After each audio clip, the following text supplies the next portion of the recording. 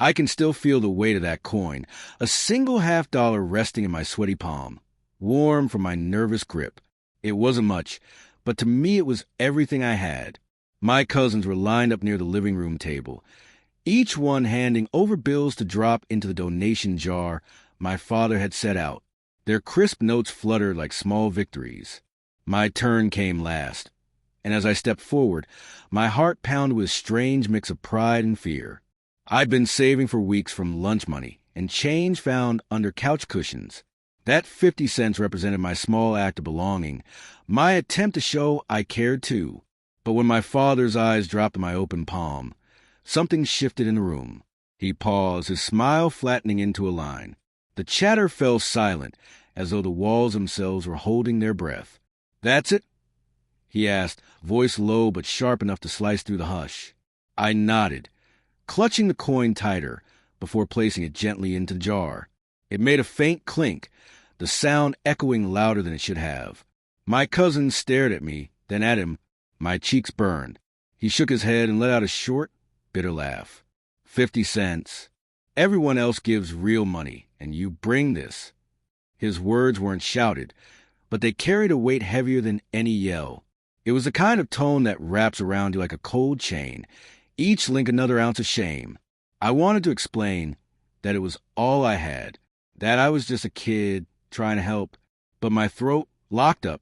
He went on, still looking at me as though I'd broken some unwritten rule. "You should be embarrassed," he said, "standing here like this in front of family."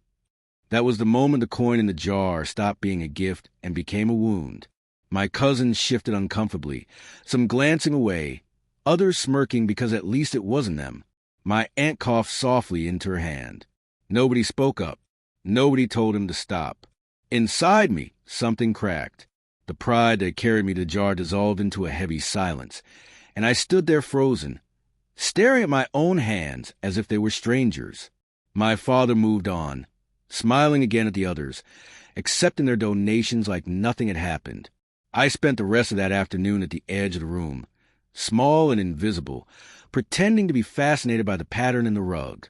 Every laugh from across the room felt like another reminder of my humiliation. I could still hear his words replaying like a broken record, each repetition scraping away a little more of my self-worth. Later in my room, I pulled out the small tin box where I'd kept my coins. It was empty now. All my saving, all my hope of being part of something bigger, gone in a single clink. Tears came then, quiet and hot, soaking the pillow. It wasn't just about money. It was about being told, in front of everyone, that what I had to offer wasn't enough, that I wasn't enough. That night, as the house settled into silence, I made myself a quiet promise. Someday, I wouldn't measure worth by the size of a contribution or the weight of a coin. Someday, I'd get what I could without shame, and I'd never make someone else feel small for trying. Years later, I still remember the look on his face more than the words. The disappointment, the contempt, and beneath it all, maybe a flicker of his own shame he didn't know how to handle. But in that moment, it was my lesson to learn. I learned how cruelty can dress itself as discipline. I learned how a single sentence can shrink a child world. And I learned slowly that my value isn't defined by someone else's jar, someone else's standard, someone else's judgment. That coin, though tiny, became a symbol, not of embarrassment, but of survival, of the first time I realized I could stand in the middle of humiliation and still be myself. I can't change that afternoon, or the way my father chose to teach his lesson, but I can change the way I carry it. That's why, even now, when I see a donation jar, I drop in a coin without hesitation.